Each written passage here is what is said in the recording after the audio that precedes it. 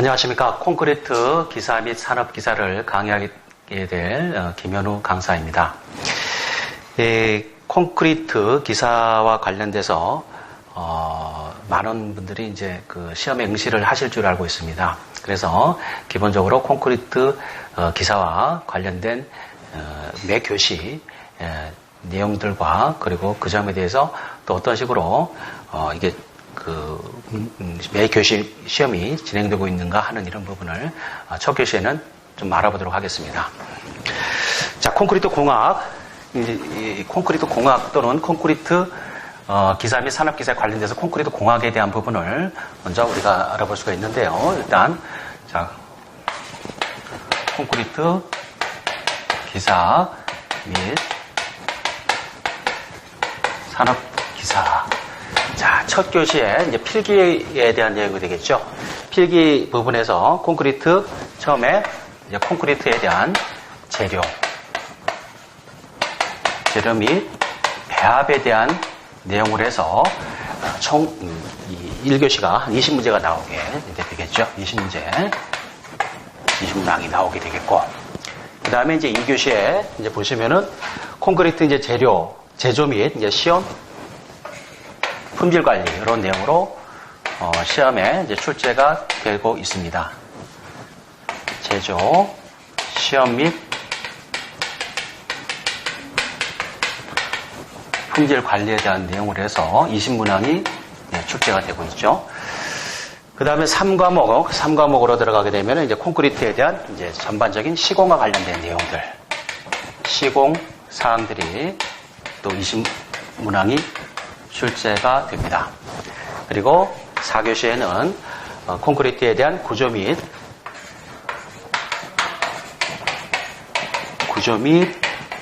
유지 관리 이러한 내용으로 해서 또 20문항이 출제가 되죠.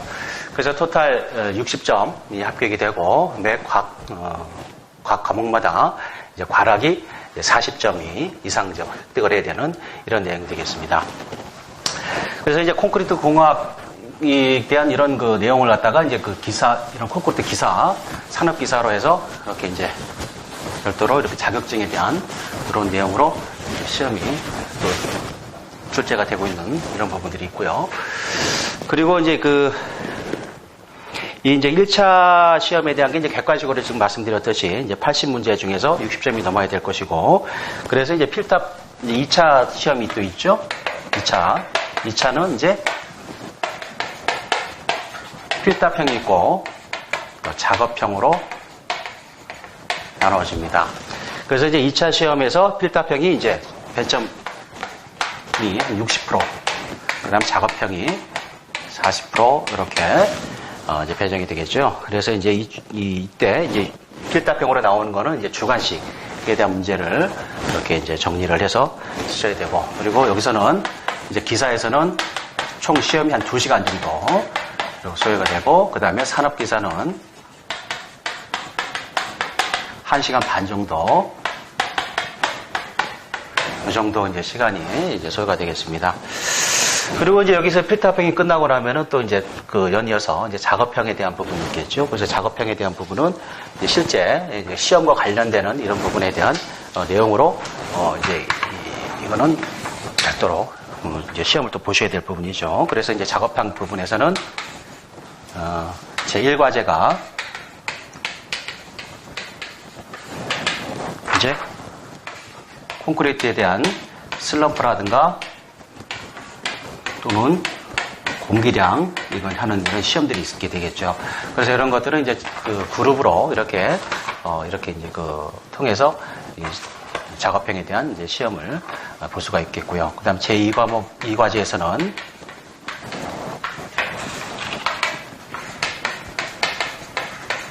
장골재에 대한 밀도 시험이라든지 또는 장골재 체가름,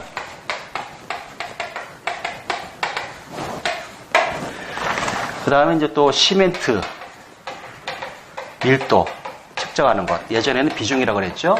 그래서 이런 시멘트 밀도를 확인하는 이런 방법들이 있고, 그 다음에 또 장골재에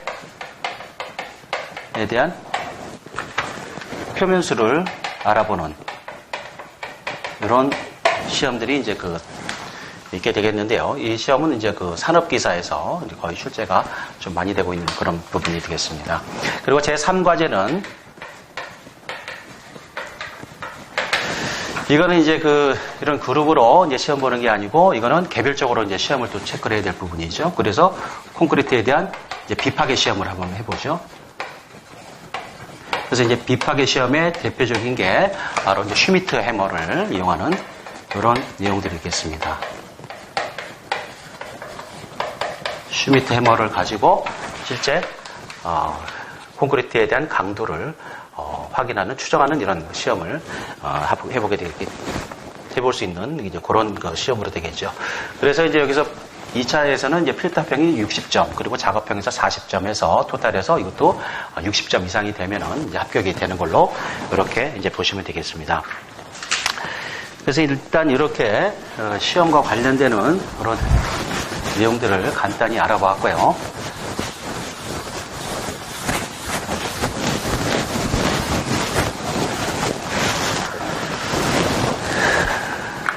자, 그러면은 이제 콘크리트 제1장, 제1부 콘크리트 재료 및 배합에 대한 내용으로 한번 알아보도록 하겠습니다. 제1장 콘크리트 재료. 자, 제1-1에서 이제 시멘트 제조에 대한 내용이 나오죠.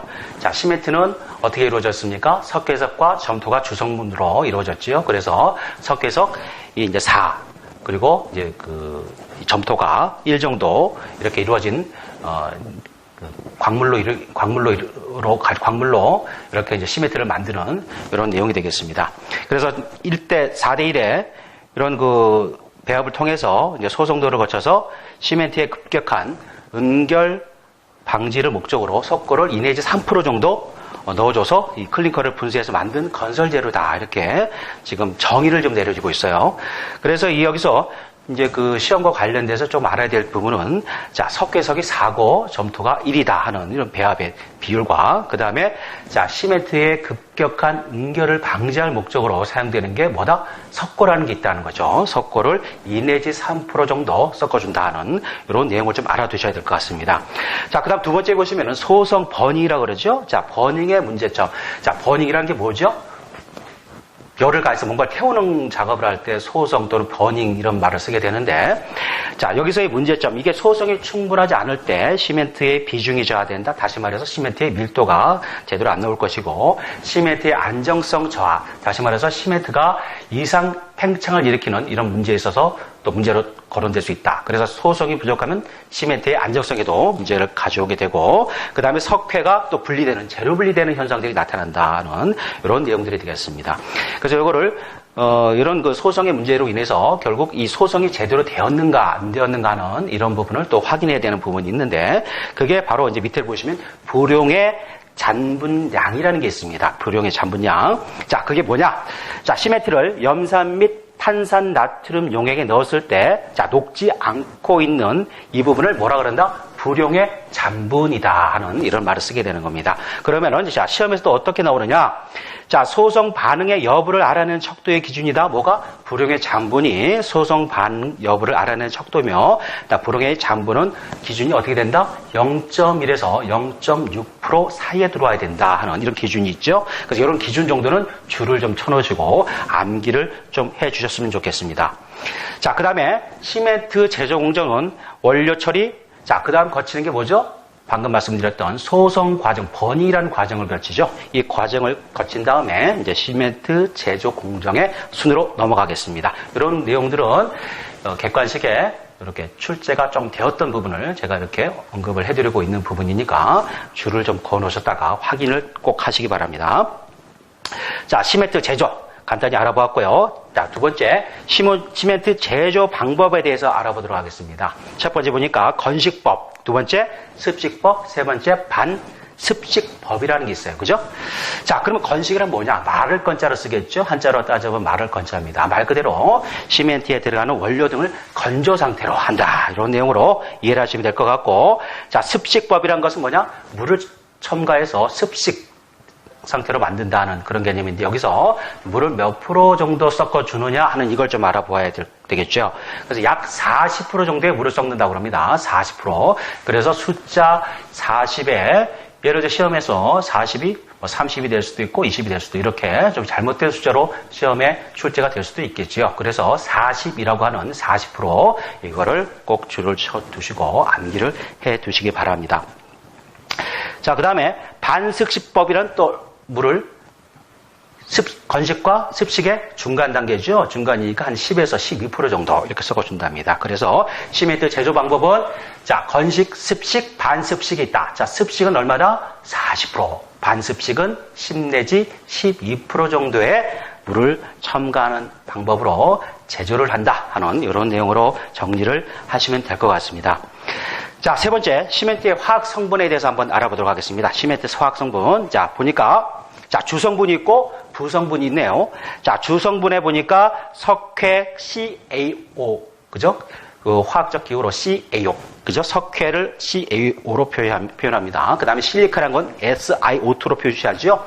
그 다음에 알루미나 Al2O3 알루미나 이렇게 주된 주광물에 들어가는 재료인데 여기서 시험에 출제되는 거는 자, 이 중에서 이 광물 중에서 자, 어느 부분의 성분이 가장 많이 함유하고 있는가 하는 이런 내용으로 시험에 출제가 되었습니다. 여기서 어느 거죠? 가장 많은 광물의 성분이 석회죠. 석회가 60% 정도 된다는 겁니다. 그래서 이 정도는 한번 알아두실 필요가 있다 하는 말씀을 드리고 싶고요. 두 번째 보시면은 부성분에 대한 부분입니다. 자, 부성분에 대한 내용을 보면은 이제 산화철 Fe2O3 이게 있고 그다음 무수황산 SO3, 그 다음에 산화 마그네슘 MgO라는 게 있죠. 자, 그 다음에 알칼리 성분을 띠게 만드는 K2O가 있고 Na2O가 있습니다. 산화칼륨, 산화나트륨이 되겠죠.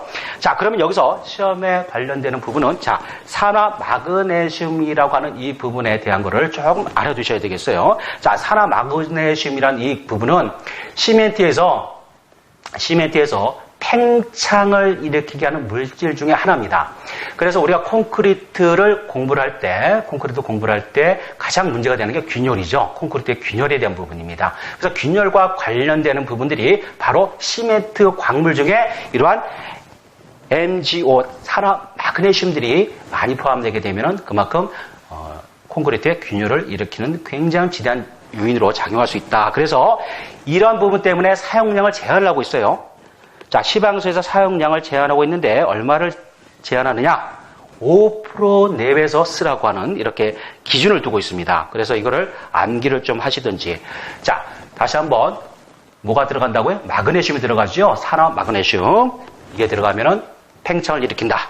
그렇게 암기를 좀 해두시고 그 다음 밑에 보시면 알칼리 성분에 대한 내용이 있습니다. 그래서 K2O, 그 다음에 Na2O가 있죠.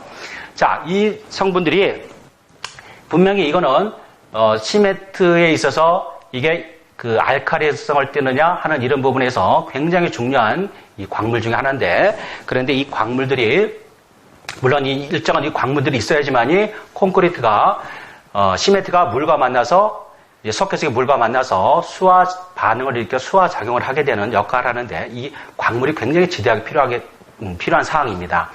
그래서 이런 그 광물들이 필요한데 다만 이런 광물들이 또 문제가 될 수 있는 거는 너무 지나치게 많으면은 시멘트 상에 있는 이 알칼리 성분이 많으면은 결국 골재와 콘크리트에 들어가는 재료 중에 골재에 실리카 성분이라는 놈하고 만나서 알칼리 골재 반응을 일으키는 이런 문제를 또 가지고 있다는 거죠. 그래서 이런 부분도 너무 많이 사용을 하면 안 되지만은 우리가 필요한 적정한 부분 내에서는 사용이 필요하다. 그래서 이거를 좀 알아두셔야 될 부분이고. 자, 그 다음에 보시면은 포틀랜드 시멘트의 주 원료 양이라고 돼 있어요. 자, 이건 시험에 한번 이런 내용으로 출제가 되었다는 겁니다.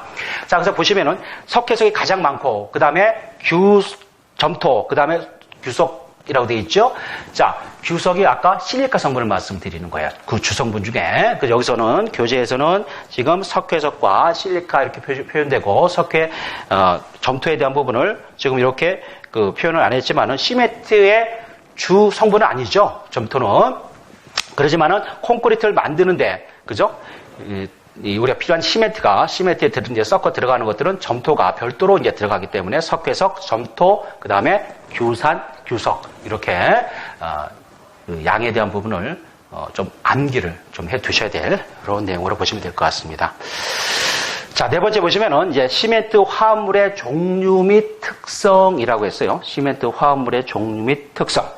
그래서 첫 번째 보니까 자, 규산 삼석회라는 게 있어요. C3S라고 그랬죠. 자, 이걸 이 공식을 화학적으로 되어 있는 이 부분을 나눠보니까 세 개의 석회석과 그 다음에 어떻게 되어 있어요?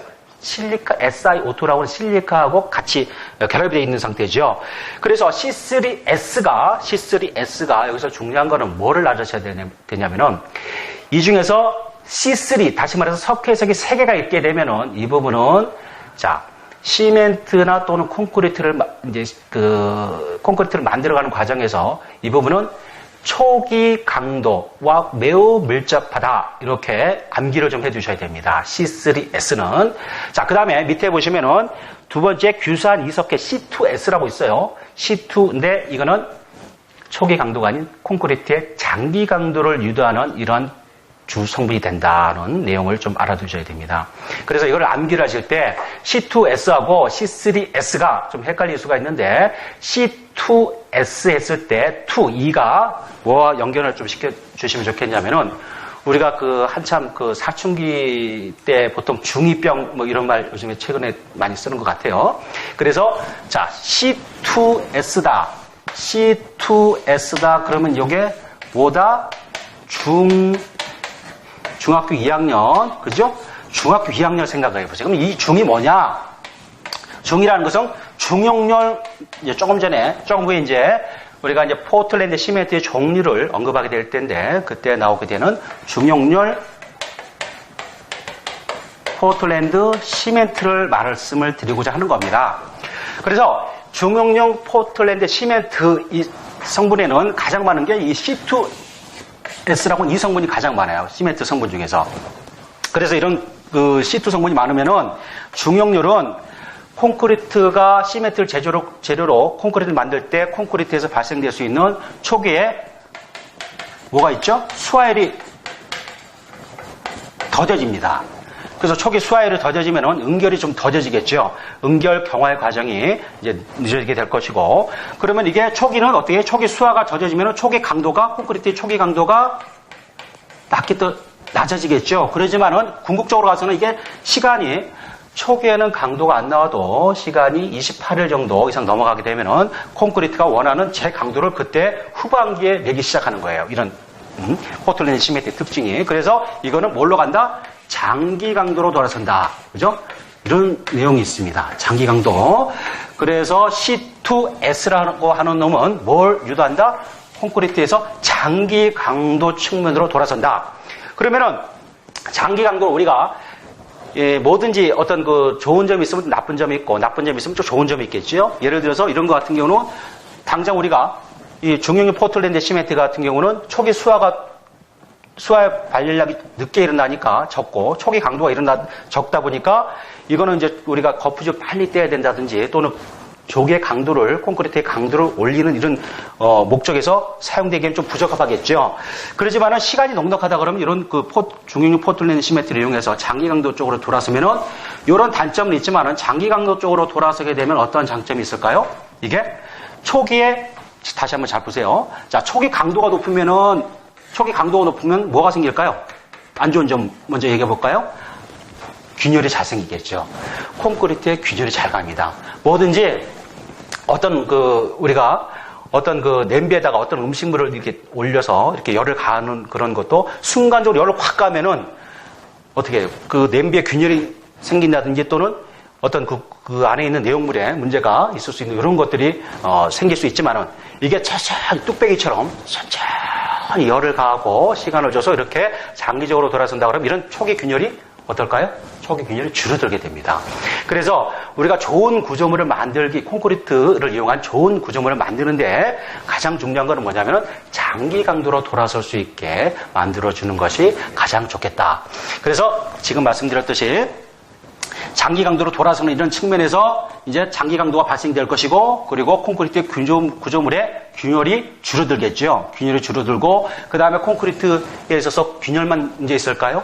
크리프라든가 또 뭐가 있죠? 우리가 균열과 관련되는 소성 수축균열이라든지 또는 뭐 건조 수축균열, 그 다음에 치마균열, 뭐 기타 등등 이런 것들이 많겠죠. 자, 그 다음에 크리프, 말씀드린 건조 수축, 그 다음에 균열, 뭐 이런 것들 전부 다. 그래서 이런 것들이 전반적으로 장기 강도로 돌아서면 좋다. 그럼 여기에는 뭐가? 자, C2S라고 하는 이게 바로 장기 강도로 돌아서게 하는 이런 측면의 장점이 있다. 그래서 이거를 뭐라 그런다? 우리가 지금 조금 전에 말씀드렸듯이 이게 중2 이렇게 이제 암기를 해 두시고 중용렬로 연결된다. 그러면은 C3S는 당연히 초기 강도 촉진이라고 이제 이렇게 이해를 하시면 되겠죠. 그래서 거기 보시면 C3S가 성분이 많으면은 콘크리트의 다시 말해 초기 강도가 빨라지고, 자, 그래서 이런 그 C3S가 중용렬 포틀랜드 시멘트에서는 당연히 장기 강도 측면으로 돌아서야 되기 때문에 이게 제한을 하고 있는 거예요. 이 양에 대한 거를. 그래서 얼마를 제한하고 있느냐? 보니까 50% 이하로 쓰라고 시방서에 이런 내용들이 있는 겁니다.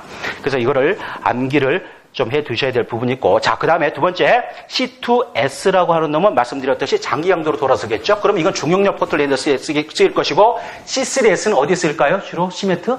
조각. 빨리 강도를 촉진시키게 되는 필요성이 있는 이런 그 시멘트에는 바로 조광 시멘트가 이제 들어가겠죠. 그래서 조광 시멘트에는 C3S 계열이다. 이렇게 보시면 될 것 같고. 자, 그 다음 세 번째를 보니까 C3A라고 하는 게 있습니다. 뭐죠, 이게? 알루미네이트라고 그랬죠. 그래서 세 개의 석회석과 알루미늄이 있어요. 이 Al2O3라고 하는 알루미늄이 들어가면 이것도 이 광물의 특성상 뭐냐면 초기 강도로 굉장히 이것도 촉진시키는 그런 역할을 합니다, 이게. 그래서 심지어는 우리가 아까 C3 있었죠? C3S. 조광 시멘트보다도 강도를 더 빨리 촉진시켜요. 그래서 여기에 보시면은, 자, 시멘트 수화작용이 가장 빠르다고 되어 있죠? 그 다음에 초기 강도가 매우 클 것이고, 그러면 뭐예요? 균열이 많이 생기고, 또, 콘크리트에 유해한 크리프가 생길 가능성이 높죠? 실제로 많이 생깁니다. 자, 증용열 시멘트에서는 그래서 여기서는 또 얼마로 이하로 제한하냐면은 8% 이하라고 돼 있어요. 그죠? 8% 이하. 아까 우리가 그 C3S에서 얼마 이하로 제한했죠? 50% 이하. 자, 그러면 C3A에서는 8% 이하로 제한을 하고 있는 겁니다. 당연하겠죠. 초기 강도를 유지하는 목적이 아니기 때문에 중용열에서는. 자, 네 번째 보시니까 C4AF라고 돼 있어요. 이거는 알루민산 철 4석회. 그죠? 여기 보니까 그 석회석이 4개가 들어가 있고, 알루미늄 들어가 있고, 그 다음에 뭐 철이 들어갔죠? 철이 들어갔어요. 자, 이렇게 되다 보니까 이건 어떤 좋은 점이 있느냐? 시멘트 수화 반응, 다시 말해 수화 작용이 늦고, 화학적인 저항성이 굉장히 우수하다. 이런 장점이 있습니다. 이건 암기하셔야 돼요. 자, 다시 말해서 C4AF는 뭐다? 이거는 뭐가 좋다? 화학성, 그러니까 그 내황산염, 다시 말해서 화학적인 저항성이 좋다는 거. 그래서 이런 것들은 주로 이제 가격이 좀 비싸겠지만은 주로 사용될 수 있는 부분들이 화학적 작용에 의해서 침식을 받는 이런 구조물이라든지 또는 해안가, 바다 이런 데 이제 쓰이는 이런 해양 구조물에 들어가는 시멘트로도 사용이 될 수가 있습니다. 실제로. 자, 해양 구조물에 들어가는 이런 그 구조물들은 바다의 염분의 피해를 받겠죠. 염분이라든가 또 바다에 있는 바닷속에 여러 가지 바닷속에 용해되어 있는 여러 가지 그 물질들이 많아요. 그리고 이런 물질 중에 뭐 마그네슘도 있고, 뭐 염분도 있고 여러 가지가 있겠죠. 근데 이런 것들이 콘크리트와 접촉을 하게 되면 또 콘크리트에서 이 콘크리트가 이상 팽창을 일으키는 이런 문제를 야기시켜서 결국은 콘크리트 균열을 유도합니다. 그럼 콘크리트에 균열이 생기면 뭐가 문제가 될까요? 콘크리트 균열이 생기면은 어떻게 돼요? 내부로 물이 잘 침투하게 되고 또는 염분이 잘 침투하게 되면 어떻게 됩니까? 철근, 내부에 있는 철근이 부식이 되겠죠. 철근이 부식되면 철근 부식에서 철근이 팽창을 합니다. 최적이 한 3배 이상. 그죠? 최적이 굉장히 늘어나죠. 그러면서 팽창압이 발생되고 그 팽창압으로 인해서 결국 또 다른 콘크리트, 다른 부분에 이제 균열을 발생시키는 이런 문제점을 가지고 있다는 거죠. 그래서 이런 부분에 우리가 유념을 해서 적절한 시멘트 사용이 매우 중요하다. 이렇게 볼 수 있겠습니다. 자, 첫 시간은 이렇게 해서 콘크리트 기사에 대한 일반적인 내용에 대해서 말씀을 좀 드렸고요. 그리고 이제 콘크리트 재료에 관련돼서 시멘트에 들어가는 어떤 이런 그 화학적인 성분과 그 다음에 시멘트 제조에 대한 일반적인 내용을 좀 다뤄봤습니다. 자, 이런 부분에서 제가 한번 언급해드렸던 중요하게 다뤄야 될 또는 중요하게 좀 우리가 여겨야 될 이런 몇 가지 사항들을 말씀을 드렸어요. 다시 한번 말씀드리면 아까 우리가 시멘트와 석회는 시멘트는 석회석과 또 뭐죠? 점토의 비율은 얼마다? 4대 1이라는 거. 이거 좀 암기해 두셔야 될 것 같고요. 그 다음에 불용의 장분이 뭐다? 소성의 정도를 나타낸다. 그죠? 그래서 소성이 잘 돼야 돼요, 시멘트는. 그래서 불용의 잔분이 뭐냐 하는 이거과 그 다음에 아까 양이 어느 정도 들어간다면 이런 거 좀 암기해 두셔야 될 것 같고, 그 다음에 이제 시멘트 제조 방법에는 건식, 습식, 반습식이다. 그 중에서 습식은 몇 프로다? 물이 40%, 반습식은 10에서 20% 정도. 그 다음에 시멘트의 주성분은 가장 많은 게 뭐예요? 석회석. 이거 암기. 자, 구성분에서는 마그네슘이 문제가 된다 그랬죠? 이 정도 보시고. 그 다음에 시멘트 화합물의 종류에서 지금 다시 한번 정리해드리면 C2S가 있는데, 자, C2 그럼 뭐를 연상을 해야 된다 그랬죠? 중학교 2학년생. 중2. 그러면은 C2S는 뭐예요? 중용량 포틀랜드. 중용열이면 장기 강도로 돌아선다. 그죠? 초기 강도 적다. 그래서 콘크리트 좋다. 장기 강도로. 자, 그러면 C3S는 뭐예요? 반대가 되겠죠. 뭐예요? 그러면 조강. C3가 들어가면은 초기 강도를 촉진시키는 역할을 하는 이런 광물로서 뭐예요? 조강 시멘트에 사용될 것이고, 그 다음에 우리가 C3A라는 게 있었어요. C3A. C3A인데 알루미늄산이라고 하는 요놈이 들어가면은 뭐가 빨라진다? 이것도 굉장히 강도를 촉진시키는 역할을 해요. 이거는 아까 말씀드렸던 C3S보다 더 빠른 속도로 강도를 나게 만듭니다. 그래서 이것도 문제가 생기겠죠? 그래서 콘크리트 균열도 문제가 이제 생기는 이런 부분에 좀 조심을 해야 될 필요가 있고요. 그 다음에 C4AF라고 하는, 그죠? 이 부분이 있죠? 여기는 뭐예요? 가장 중요한 게 화학적인 저항성이 뛰어나다. 이런 내용으로 정리를 해 주시면 될 것 같습니다. 자, 이번 시간은 여기까지 마치도록 하겠습니다. 대단히 수고하셨습니다.